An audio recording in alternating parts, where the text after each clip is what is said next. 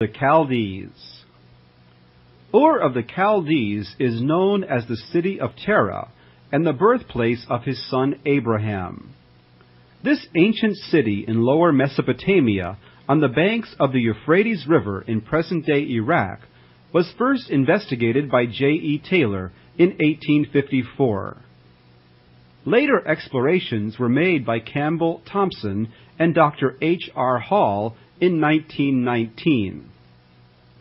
In 1923, systematic excavations were undertaken by a joint expedition from the British Museum and the University of Pennsylvania under the direction of Sir Leonard Woolley. The first mention of Ur of the Chaldees in the Scriptures is found in Genesis chapter 11, verse 27, which reads, "Now these are the generations of Terah. Terah begat Abram, Nahor, and Haran. Haran begat Lot, and Haran died before his father Terah in the land of his nativity in Ur of the Chaldees." Then in Genesis chapter 15, verse 7, we read, "And he said unto him, I am the Lord that brought thee out of Ur of the Chaldees, to give this land to inherit it."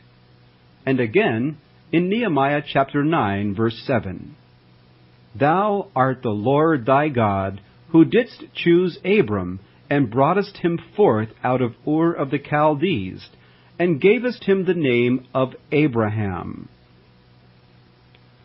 While we do not know if Abraham was actually born in Ur, there is little doubt that he was educated there, and none at all that he was living at Ur when he received God's command to emigrate with his father Terah into the land of Canaan to resettle at Haran.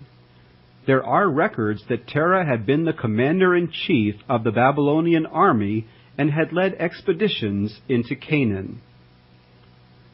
Thanks to various statements of dates in the Old Testament, we can arrive at a reasonably close estimate regarding the date of Abraham. It appears that he was born in 2160 B.C. and died 175 years later in 1985 B.C. Records of the heliacal risings and settings of the planet Venus have been found in Ur, no doubt for the purpose of astrology, the forerunner of astronomy, from which it has been possible to determine various dates in biblical history. Chaldean soothsayers were renowned throughout the then-known world for their knowledge, with which they mixed a great deal of mysticism and superstition. A great deal of attention was paid to dreams, which were given definite meanings, as can be gathered from the intense anxiety of the king of Babylon to recall his dream and its interpretation from the soothsayers. Ur is also known as the site where Woolley discovered what he thought was evidence of the flood of Noah's day, a strata of water-laid clay about 8 feet thick.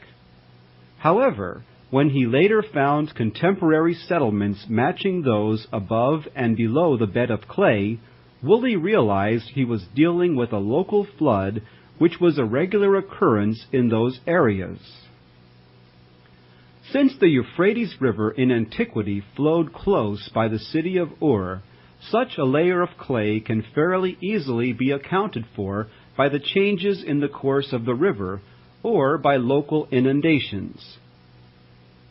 Mesopotamia had been formed through the ages by mud and silt washed down by the two great rivers, the Tigris and the Euphrates. This process is still continuing, and the Persian Gulf, which at the time of Abraham reached as far north as Ur, over 100 miles distant when Ur was a noted shipbuilding center, is still being filled up with alluvial mud. From the numerous inscriptions and baked clay tablets found at Ur, it is evident that the people were possessed of a very high degree of scientific knowledge. Tablets inscribed with rules for finding square and cube root have been found, with others indicating a knowledge of astronomy that is profound.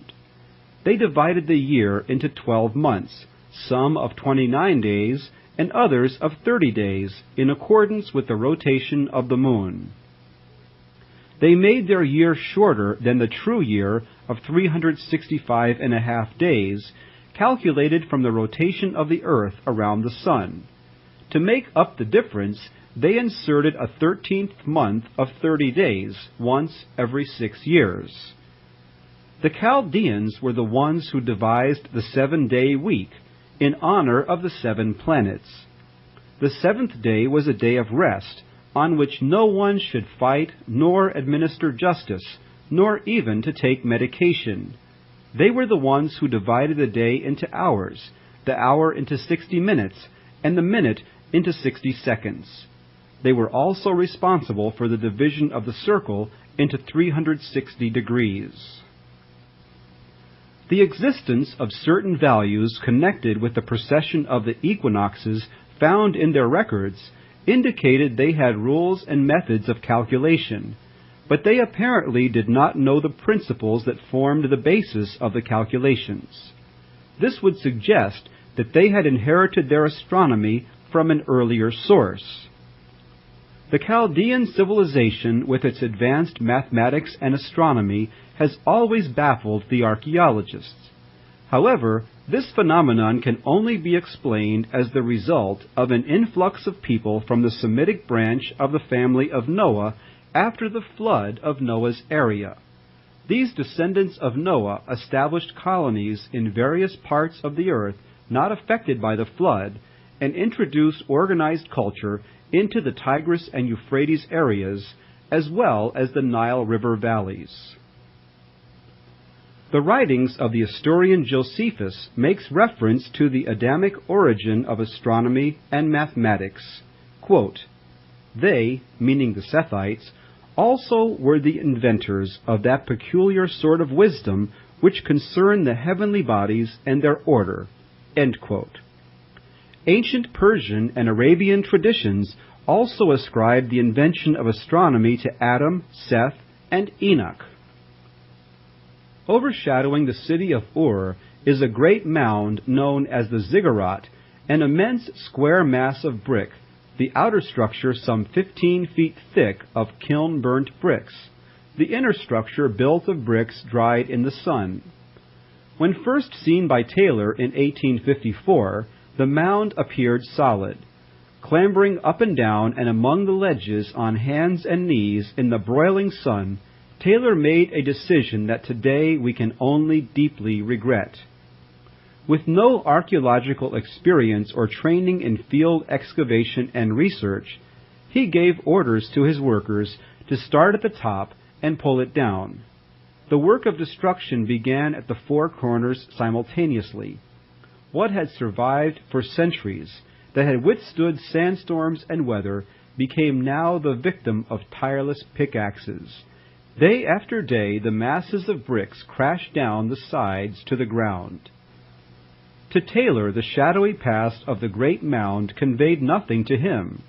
He had undertaken the journey at the instigation of the British Foreign Office, which in turn was complying with a request from the British Museum that a search should be made for ancient monuments in southern Mesopotamia. Perhaps the ancient ruins found there contained old statues, ornaments, or even buried treasures that could be eventually exhibited in the museum. After a few months, the workers began to uncover little baked clay cylinders covered with cuneiform inscriptions. These were dispatched to London, but the scholars at the museum were not impressed. They had hoped that Taylor would find colossal reliefs and stone statues like those found at Nineveh and Khorsabad. Taylor continued digging for 2 more years before abandoning the site, unaware that he was on the top of the ziggurat of the long-sought biblical city of Ur of the Chaldees. Although now neglected by the Western world, the mound was by no means forgotten. No sooner had Taylor left than hordes of other visitors arrived. The broken walls of the top stages of the mound, now shattered and exposed, provided a welcome and inexhaustible supply of easily accessible building material for the local Arabs, who over the years came from far and near to depart with as many bricks as their pack animals could carry. These bricks, fashioned by men's hands thousands of years before, still bore plainly the names of Ur-Nammu, the first great builder of the mound. In 1923, Leonard Woolley began carefully planned excavations of the area around the mound. His chief aim was not to start at the staged tower, but at a series of small mounds south of the ziggurat. From the moment the first spades struck the ground, an atmosphere of excitement gripped every worker. Each spadeful was like a journey into an unknown world where no one could foretell what surprises lay ahead. Suddenly, after months of digging, there emerged from the rubble solid rows of structures, row upon row of walls and facades, one after the other. As the sand was cleared away, there was revealed a checkerboard of dwellings, the ruins of which were still 10 feet high in places. Between them ran little alleyways, and after several additional months of hard work and the removal of tons of sand and rubble, the diggers were faced with an unforgettable sight. There before them lay a whole city, bathed in the bright sunshine, awakened from its long sleep after many thousands of years. Ur of the Chaldees had been found. But it was a city of simple mud brick buildings, usually 1 story high, with 3 or 4 rooms surrounding an open courtyard, as was found in the extolled metropolis of Nebuchadnezzar the Great of Babylon. Instead, 1,500 years before Babylon, the citizens of Ur were living in large 2-story villas with 13 or 14 rooms. The walls were built of burnt brick, the upper ones neatly whitewashed. A visitor could enter through a small entrance hall containing a water basin to wash the dust of hands and feet. He could then continue on into an inner court which was attractively paved. Round about it were grouped the reception room, the kitchen, living rooms, private rooms, and a domestic chapel. Up a stone staircase which concealed a washroom, the visitor would reach a gallery from which branched off rooms belonging to members of the family and the guest rooms. At the beginning of the 2nd millennium BC, Ur of the Chaldees was a prosperous, colorful, and busy capital city. We know little of the actual rites and underlying principles of the Chaldean religion, but there can be no doubt that the Chaldeans firmly believed in a future life after death. This can be seen by the great tomb of Queen Shu-Ad of the early dynastic III period. Found in her tomb were the bodies of 70 court officials laid out in regular rows close to a large cauldron that appears to have been used to prepare a poison. This poison was to be administered by the court priests to them as they lay in the tomb. The reason for this wholesale slaughter was that they lived only in the king's shadow, or in this case the queen's, and they would follow her into the next world to attend to her there, and there the queen would be responsible for their well-being. Otherwise, they would have had a miserable existence if they continued to live in Ur, for no one would have employed them. The next ruler would choose his or her own friends and followers, and would not employ those of his or her predecessor. Although many of the tombs at Ur had been plundered in antiquity, and evidently by the very workers who placed the treasures in the tombs at Ur, as in Egypt, tomb robbing was a very ancient profession, and the men who followed it did not work at random, but had direct knowledge to guide them to that which was worthwhile. Hundreds of untouched private graves, whose contents were valuable for scientific archaeology, had no interest for the ancient seekers after treasure. Of the 16 royal graves found in the cemetery, only 2 were found intact. In a corner of a plundered royal tomb under debris, a remarkable discovery was made. Missed by the robbers was unearthed the now famous Standard of Ur. When found, it appeared to be a simple wooden panel that carried a mosaic of tiny pieces of lapis lazuli and shell. Although the wooden panel background had decayed, the mosaic fragments had sunk back into the empty space behind to keep their relative positions in the soil. So delicate was the task of removing the dirt without further disturbing the mosaic that only 1 square inch could be dealt with at a time. Each section was waxed as soon as cleared, but so much of the surrounding dirt mingled with the hot wax that the face of the panel soon became invisible. When the panel was finally lifted from the earth, Woolley recognized that he was faced with the problem how to restore what appeared to be this most important artifact from the past. Woolley had 2 choices: take the mosaic pieces bit by bit and remake it on a new background, a task that could be done by a modern craftsman as well as was done by the old. But then the panel would have been the work of a modern craftsman. The other choice was to use a restoration procedure commonly used in similar cases. Woolley chose the latter. What was done was this, quoting from Woolley's field report. The 2 sides of the panel were separated, and waxed cloth was fixed to the back of the inlay, and the face of it was roughly cleaned. It was then laid face downwards on glass, and warmed until the wax was soft. It was then pressed with the fingers from behind until, by looking underneath, one could be sure that each fragment of the inlay was in direct contact with the glass. The panel was now flat, but the pattern was much distorted, so that while some pieces overlapped, others were widely apart. The next stage was to remove the cloth from the back, leaving the mosaic virtually loose on the glass, then to pick out all the foreign matter. Then, by sideways pressure with the fingers, coax the pieces together. When this was done, fresh wax and cloth was applied behind and a proper backing fixed on. The results of this procedure was that Woolley restored the mosaic as the Sumerian artist had originally created it. The pieces of lapis and shell which he put together no one else had taken apart and reset. Only when the panels were cleaned and had begun to take shape in the laboratory was their importance recognized. There were 2 main panels, rectangular, and measuring 22 inches long by 9 inches high, and the whole thing was fastened onto the end of a pole, and would have been carried in a procession. Digging under where the panels were found, Woolley discovered the body of a man who may have been the king's standard-bearer. A pole was actually found lying against his shoulder. The mosaic was found to be composed of figures, silhouetted in shell, with details engraved which were set in a background of lapis, accentuated in red. On one side, the king and the royal family are seen at a feast. They sit in chairs, their costumes consisting of old-fashioned sheepskin kilts or petticoats, the upper part of their bodies bare.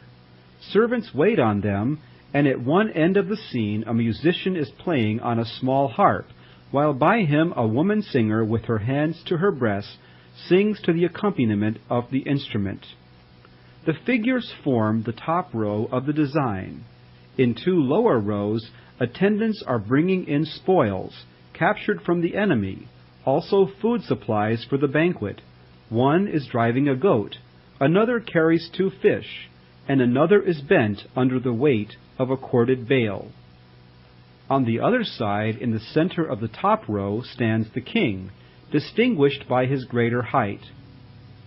Behind him are 3 attendants, or members of his house. Next, a dwarf-like groom holds the head of 2 asses, which draw the monarch's empty chariot, while the driver of it walks behind, holding the reins. In front of the king, soldiers are seen bringing up prisoners, naked, and with their arms bound behind their backs, probably for the king to decide their fate. In the second row in the back comes the phalanx of the royal army, heavily armed infantry in close order, with copper helmets exactly like those found in the king's grave.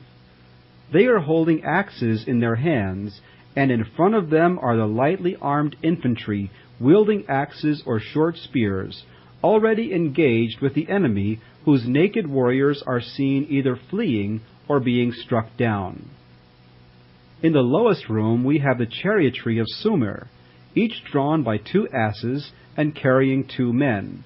One is the driver, and the other a warrior who flings a light javelin, of which 4 are kept in a quiver tied to the front of the chariot. They advance over the battlefield, and by a naturalistic touch the artist makes the asses in the lead walk sedately, while those drawing the other chariots become more and more excited as they encounter the corpses strewn on the ground, while those in front have broken into a gallop which threatens the balance of the riders. The Standard of Ur is a remarkable work of art, but it has a greater value as a historical document, for here we have figured the earliest detailed picture of that army which carried the civilization of the Sumerians from their earliest settlements on the fringe of the Persian Gulf to the mountains of Anatolia and as far as the shore of the Mediterranean Sea. From these pictures and actual examples from the royal graves at Ur, we know that their weapons were, both in design and manufacture, far superior to anything that their contemporaries possessed, or any other nation that was to advance for 2,000 years. Their chariotry was to inspire an almost superstitious terror in the Hebrews later, in the time of the Judges. Of all the great staged towers known as ziggurats, which characterized the cities of Sumer, that of Ur is the best preserved. The Sumerians who built it were originally hill people and worshipped their deities, among whom was the moon god Nannar. For this reason they built temples at the summit of hills. In form, the ziggurat of Ur is a stepped pyramid having 3 stages. The whole hill is solid, the core being of mud bricks laid round and over the remains of the first dynasty ziggurat built by Ur-Nammu. The lowest stage, which alone is well preserved, measures at ground level a little more than 200 feet in length and 150 in width, and is about 50 feet high. From this rose the upper stages, each smaller than the one below. On the topmost stage stood the little one-roomed shrine of the moon god. 3 brick staircases, each of 100 steps, led upward. One projected out at right angles from the building, 2 leaning against the wall of the first terrace, all converging in a great gateway between the first and second terrace. From this gate flights of steps ran up to the second terrace as far as the door of the shrine. As Woolley's draftsmen started drawing out the plan of the ziggurat as the excavation progressed, they were puzzled to find the different measurements never seemed to agree. It was finally discovered that in the whole building there was not a single straight line. What was thought to be straight lines were in fact carefully calculated curves. The walls not only sloped inwards, but the line from top to bottom was slightly convex.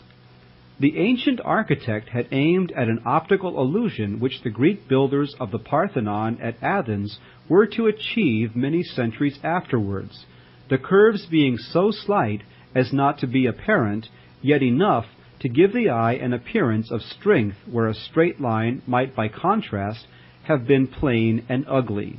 As designed, the slope of the walls lead the eye of the beholder upwards and inwards to the center. Then the sharper slope of the triple staircase accentuates that of the walls and fixes the attention on the shrine above, which was the religious focus of the whole structure. By the spade of the archaeologists, the ancient city of Ur emerges from the shadowy past as the capital of the Sumerians, one of the oldest civilizations in Mesopotamia, now Iran and Iraq. As we know, the Sumerians were not Semites like the Hebrews, but when the great invasion of Semite nomads streamed out from the Arabian desert a little before 2100 BC, the Hebrews' first encounter with the Sumerians was the extensive holdings of the people of Ur, their houses, farms, canals, and most importantly, their wealth from trade. Although it appears that Terah was a citizen of Ur, the Bible indicates that his son Abram was a tent dweller, living the life of a typical nomad, moving with flocks from pasture to pasture and from well to well. It also appears that Terah was associated with idolatry and served other gods, as we read in the book of Joshua, chapter 24, verse 2.